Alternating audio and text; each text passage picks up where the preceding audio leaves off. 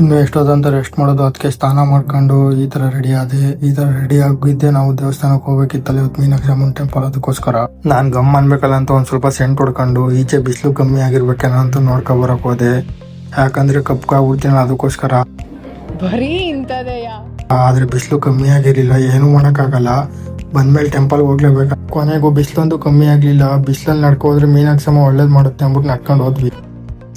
ಇದು ಆಕ್ಚುಲಿ ಚೆನ್ನಾಗಿರೋದು. ಟೆಂಪಲ್ಗೆ ಹೋಗ್ತಾ ದಾರಿಯಲ್ಲಿ ಎಳ್ನೀರ್ ಮಾರ್ತಿದ್ರು ಅಂದ್ಬಿಟ್ಟು ನಮ್ಮ ಅಕ್ಕ ಎಲ್ಲಾರ್ಗು ಎಳ್ನೀರ್ ಕುಡಿಸ್ತು. ಕುಡ್ದಾದ್ಮೇಲೆ ಗೊತ್ತಾಯ್ತು ಎಳ್ನೀರ್ ಸ್ವಲ್ಪನೂ ಚೆನ್ನಾಗಿರ್ಲಿಲ್ಲ. ಆದ್ರೂ ಏನು ಮಾಡಕ್ಕೆಲ್ಲ ಕುಡಿದ್ವಿ.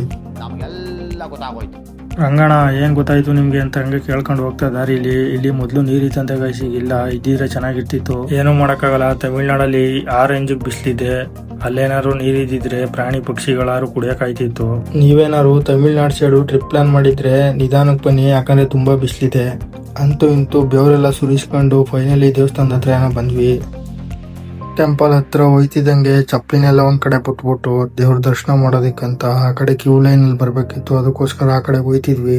ನಾನು ನಮ್ಮ ಅಕ್ಕನ್ಗೆ, ಅಕ್ಕ ಯಾಕೆ ಟೋಪಿ ಹಾಕೊಂಡಿದ್ರೆ ತೆಗೀರಿ ಅಂದ್ರೆ ನಮ್ಮ ಅಕ್ಕ ಈ ತರ ಹೇಳ್ತು ನೋಡಿ. ನನ್ನ ಮಕ್ಕಳಿಗೆ ತಿಂದ್ಬಿಟ್ಟು ಮನೇಲಿ ಬೇರೆ ಏನ್ ಕೆಲಸ ಇರಲ್ಲ, ಇಲ್ಲಿ ಬಂದು ನಿಂತ್ಕೊಂಡು ಹೋಗೋ ಬರೋರ್ನೆಲ್ಲ ತರಲೆ ಮಾಡ್ಕೊಂಡು ಪೋಸ್ ಕೊಡ್ತಿದ್ದ. ಒಟ್ನಲ್ಲಿ ಏನೋ ಒಂದ್ ತರಲೆ ಮಾಡ್ತೀನಿ, ಬೈಸ್ಕೊತೀನಿ. ಇದೇ ನೋಡಿ ಮೀನಾಕ್ಷಿ ಅಮ್ಮನ್ ಟೆಂಪಲ್ ಗೋಪುರ. ಇಲ್ಲಿ ಮೊಬೈಲ್ ಅಲೋ ಇಲ್ಲ, ಅದಕ್ಕೆ ಮೊಬೈಲ್ನ ಇಲ್ಲೇ ಡೆಪಾಸಿಟ್ ಮಾಡ್ಬಿಟ್ಟು ದರ್ಶನ ಮುಗಿಸ್ಕೊಂಡು ಈಚೆ ಬಂದ್ವಿ.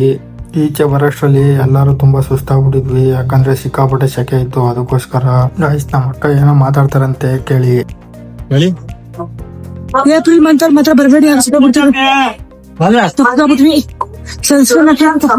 ಕೊನೆಗೂ ರೂಮ್ ಹತ್ರ ಬಂದ್ವಿ. ರೂಮ್ ಒಳಗೆ ಬರ್ತಿದ್ದಂಗೆ ಎಲ್ಲರಿಗೂ ಫುಲ್ ಟಯರ್ಡ್ ಆಗ್ಬಿಟ್ಟಿತ್ತು. ಅದಕ್ಕೆ ಒಂದ್ ಸ್ವಲ್ಪ ಹೊತ್ತು ರೆಸ್ಟ್ ಮಾಡೋದು ಅಂದ್ಬಿಟ್ಟು ಸುಮ್ಮನೆ ಹಂಗೆ ಮಲಿಕೊಂಡ್ವಿ.